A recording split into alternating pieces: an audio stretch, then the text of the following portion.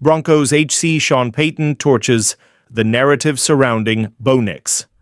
The noise around the Denver Broncos' recent struggles has been loud, fiery even, and much of it has been unfairly aimed at rookie quarterback Bo Nix. But if you're expecting head coach Sean Payton to pile on, think again. While some of his former NFL media colleagues have been quick to point fingers, Payton refuses to let Nix shoulder the blame alone. Yes, anyone watching objectively can tell that Nix has hit a bit of a rough patch over the last couple of weeks, but Payton is wrapping his arms around his young quarterback, redirecting the criticism toward himself, his staff, and the entire offensive operation. We've got to remember, it's not just Bo, Payton emphasized on Wednesday.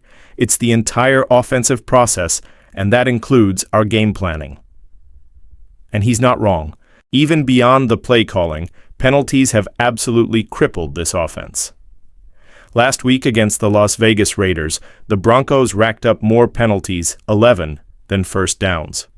That's not just shooting yourself in the foot, that's unloading the entire clip. When you force a quarterback to constantly dig out of 1st and 20 or long second down situations, it's nearly impossible to create manageable third downs. Denver's discipline simply hasn't been there, and ultimately that traces right back to the coaching staff. Self-inflicted wounds. Unfortunately, penalties have been the theme of the season. Denver ranks 31st in the NFL in this category. Only one team has been worse. Obviously the penalties, Payton said. We're doing a great job not taking sacks, but when we start at 1st and 20, we've got to eliminate those. Dogsat scheme and play design are also on Payton's plate, and while his track record suggests he'll be able to adjust, the execution has to rise with him.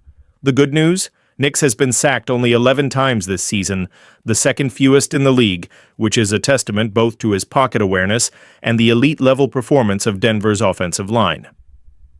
This week, the Broncos run headfirst into a Kansas City Chiefs defense that ranks 6th in total yards allowed and thrives on pressure. This is a pressure team, Payton explained. Every week, we're searching for easy completions. Sometimes a touchdown is simply a great individual play. Other times, it's scheme. We're constantly trying to find those opportunities that fit our offense and the defense we're attacking. A tale of slow starts and late-game magic. One of the most fascinating threads of Nix's 2025 season has been his habit of slow starts, followed by electric, almost surreal late-game surges, a bit reminiscent of Tim Tebow's glory days.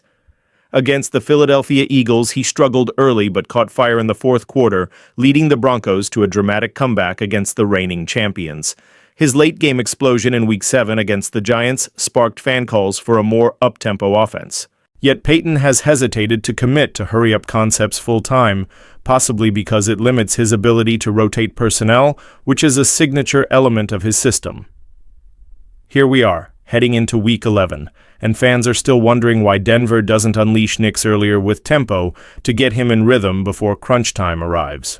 Payton insists the key is simply starting faster, but consistently achieving that has proved to be easier said than done. I think it's our job offensively to put ourselves in a position to start faster, Payton said. There aren't many times after a game, win or lose, when you feel fully satisfied.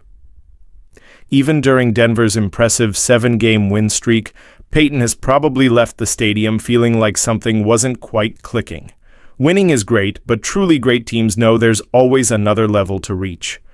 One undeniable improvement from last season, Denver's performance in one-score games.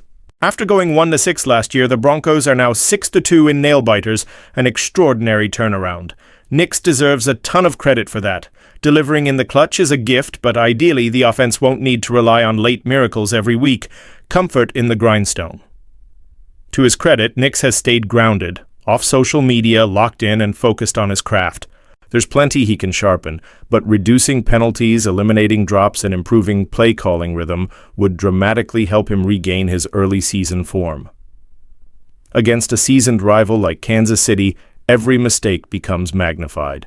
The margin for error shrinks to almost nothing. If the Broncos use their mini-bye to tighten things up mentally and fundamentally, they have a real shot at keeping pace.